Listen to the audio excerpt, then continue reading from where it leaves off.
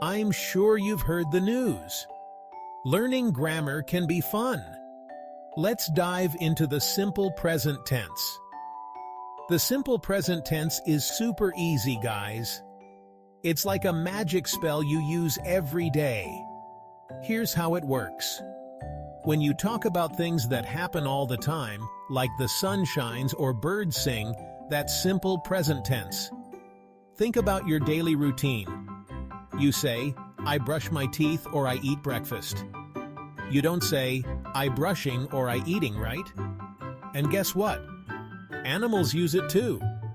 A dog barks, a cat purrs. See how simple it is? So next time you're talking about your day or your favorite animals, remember the simple present tense. It's as easy as pie. Keep practicing, and you'll be a grammar wizard in no time. Bye for now.